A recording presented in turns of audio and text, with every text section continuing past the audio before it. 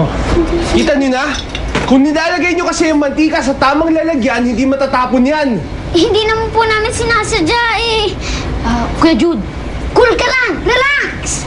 Hindi ako nagpapatawa, Isko. Pwede ba linisin niyo yan? Buong kusina, linisin ninyo. Jude! Sige na, labas na kayo, labas na kayo. Sige na, ako bahala dito. Bakit ang init ng ulo mo, ha? Ano bang problema? Ang mami mo ba? Nag-usap na ba kayo? Pwede ba, Pilar? Paano kayo magkakasundunan kung ayaw mo siyang kausapin? Eh, hindi naman ganun kadali yun eh. Eh, gaano ba kahirap? Bakit ba ganun na lang kahirap para sa'yong kausapin siya? Pwede ba? I don't wanna talk about this, okay?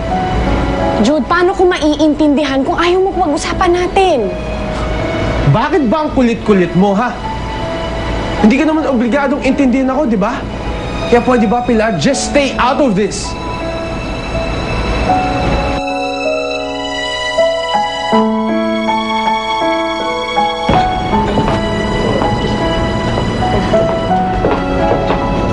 Ikaw ba yung girlfriend ni Jude?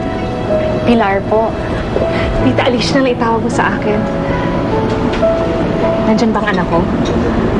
Umalis po siya. May business meeting po siya sa labas. Ang laki na pala ng inunlad niya sa pagninegosyo, no?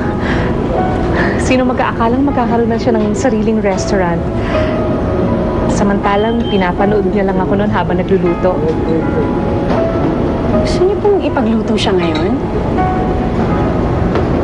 Kayo po pala ang mami ni Kuya Jude. Sa kanya nagmana si Jude ng husay sa pagluluto.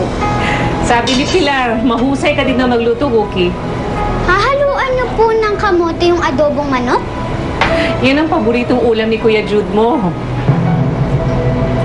Talaga po? Adobong manok na may kamote? Oh, Kuya Jude, tara na po. Ha? Bakit? Oh, Jude! Sakto tamang-tama. Kain ka na. Pilar, salamat ah. Kahit na nasigawan kita kanina eh, pinagluto mo pa rin ako ng paborito kong adobong may kamote. Sige na, kain ka na. Kain na tayo. Ito, tikman mo. Bango. Salamat. Ito, kain. Sige. Yung nga nito. Sino may gusto? Kuya Jude. Ayun. Wako. Kuya Jude. Alang. Yan. Wala na. Ikaw na naman, ha? Anong ginagawa mo sa kusina ko? Jude, siya yung nagluto ng adobong may kamote. Kaya pala ang sama ng lasa eh. Pati ba naman dito pipilito mo pa rin sarili mo, ha? Pati si Pilar, ginugulo mo pa? Jude, wala siyang ginagawang masama. Ako nagpapasok sa kanya sa kusina. Ako nagsuggest na ipagluto ka niya. Pwede ba umalis ka na? Pasensya ka na, anak.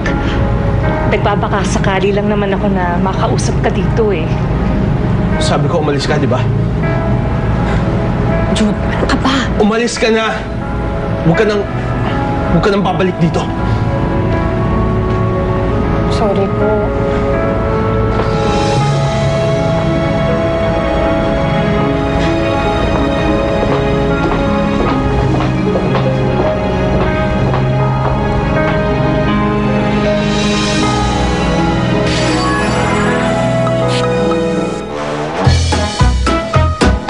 Ilagay sa lunchbox o supot ang baon sa school para di ito kumalat sa iyong bag.